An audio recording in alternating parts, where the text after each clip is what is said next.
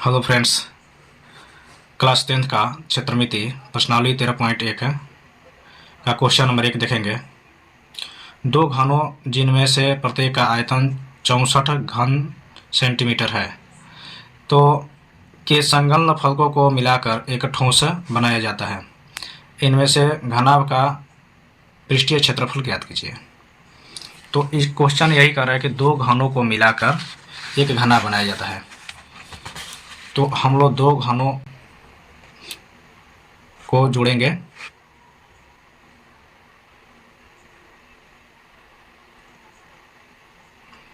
दो गो वर्ग मिला करके एक घन बनता है।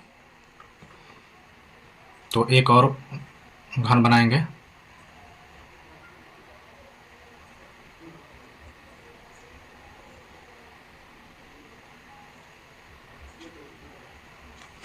तो दो घन बना दिए और इन दोनों घनों को जोड़ करके एक घना बनाया जाता है।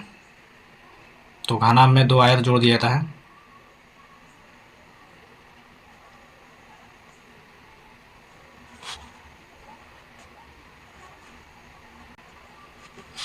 तो ये घना बना चुके हैं। तो अब यहाँ पर क्वेश्चन देखेंगे, करेंगे दो घनों जिनमें से प्रत्येक का आयतन 64 घन सेंटीमीटर। तो घन का आयतन दिया है,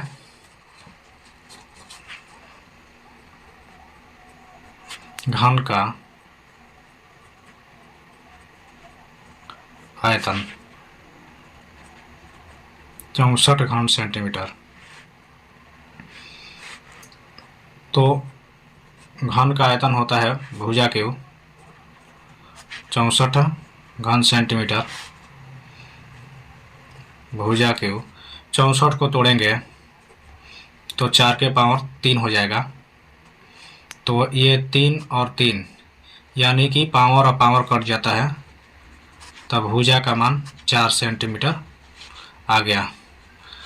तो इसका जो भुजा हुआ 4 सेंटीमीटर का भुजा हो गया। तो दोनों घन को जोड़ेंगे तो घनाभ का केवल लंबाई बढ़ेगा और जो भी चौड़ाई है और ऊंचाई है वो नहीं बढ़ेगा। तो अब लिखेंगे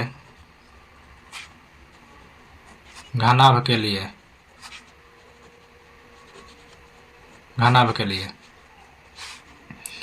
तो लंबाई बढ़ जाएगा, डबल हो जाएगा। 4 जोड़ लेंगे ये भुजा को। कभी भी दो घन जोड़ेंगे तो केवल लंबाई बढ़ता है। तो 8 सेंटीमीटर हो जाएगा। चौड़ाई 4 सेंटीमीटर और ऊंचाई 4 सेंटीमीटर। तो अब घनाभ का कह रहा है कि पृष्ठीय क्षेत्रफल निकालने का। यहाँ आप देख सकते हैं घनाभ का पृष्ठीय क्षेत्रफल ज्ञात कीजिए। तो निकाल लेंगे।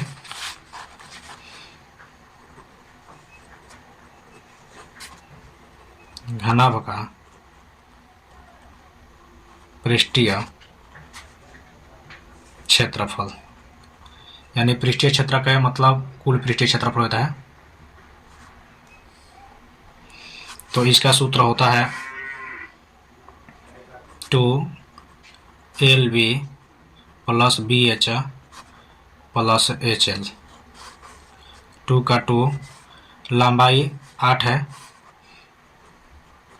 चौड़ाई 4 है, प्लस फिर यहाँ चौड़ाई है 4 और ऊंचाई भी 4 है, प्लस ऊंचाई भी 4 है और लंबाई 8 है। सेंटीमीटर स्क्वायर लिखेंगे। कभी भी एरिया निकलता है तो सेंटीमीटर स्क्वायर लिखा जाता है। 2 का 2 और 4 का 32, 4 का 16 प्लस और 4 का 32 सेंटीमीटर स्क्वायर। अब इन सबको जोड़ देंगे तो 80 हो जाता है, 80 सेंटीमीटर स्क्वायर। अब इन दोनों का गुना कर देंगे तो 160 सेंटीमीटर स्क्वायर। ये आंसर आ जाता है। दूसरा नंबर क्वेश्चन, कोई बर्तन एक खोखले अर्धगोले के आकार का है जिसके ऊपर एक खोखला बेलन अध्यारोपित है। अर्धगोले का व्यास 14 सेंटीमीटर और इस बर्तन की कुल ऊंचाई 13 सेंटीमीटर है। तो इस बर्तन का आंतरिक पृष्ठीय क्षेत्रफल ज्ञात कीजिए। तो यही कह रहा है कि एक अर्धगोला है, तो अर्धगोला बना लेंगे।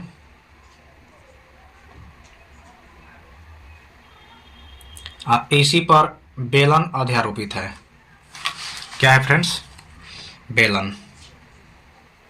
तो बेलन बना लेंगे।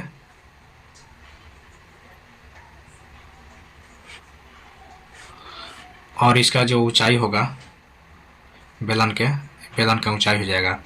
तो पूरा व्यास दिया है, ये पूरा बेलन का व्यास दे दिया है। बेलन का व्यास 14 सेंटीमीटर दिया है और कुल बर्तन ये बन जाता है।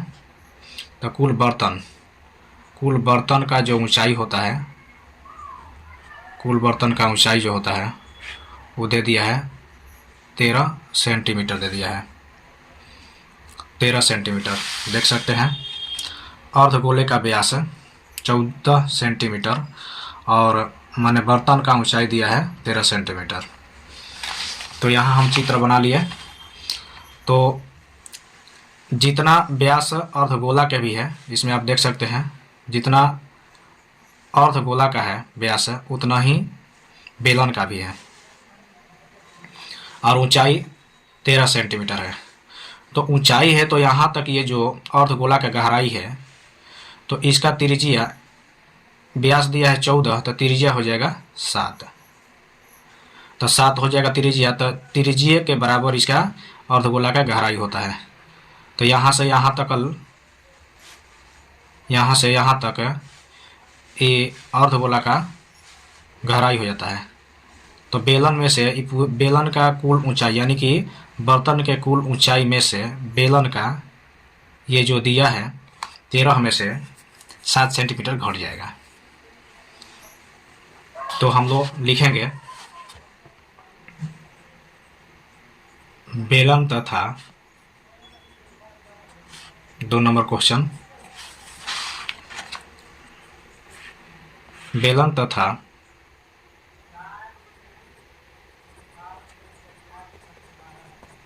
अर्धगोले का व्यास 14 सेंटीमीटर। तो इसका त्रिज्या हो जाएगा, त्रिज्या आधी हो जाती है, 2 7 14, 7 सेंटीमीटर हो जाएगा।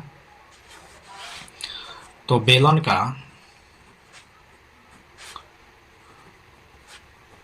ऊंचाई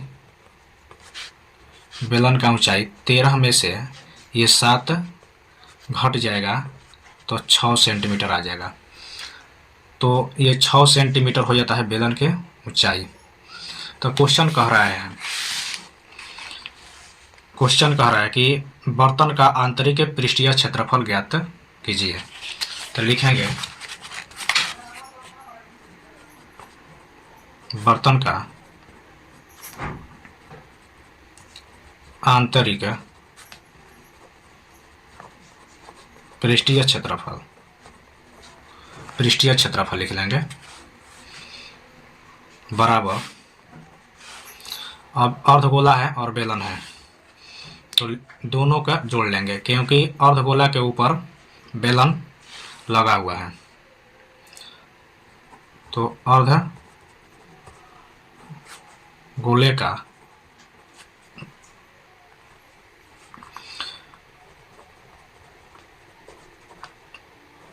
लिखेंगे वक्र पृष्ठीय क्षेत्रफल प्लस बेलन का वक्र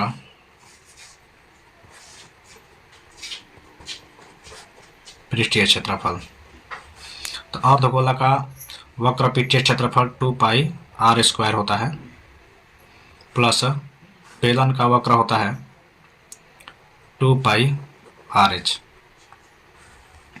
इसमें कॉमन ले लेंगे 2 पाई, त्रिज्या दोनों का एक ही है तो 2 पाई r, तो इसमें डबल r था एक बार बच जाएगा 2 पाई आर, इसमें एच बच जाता है।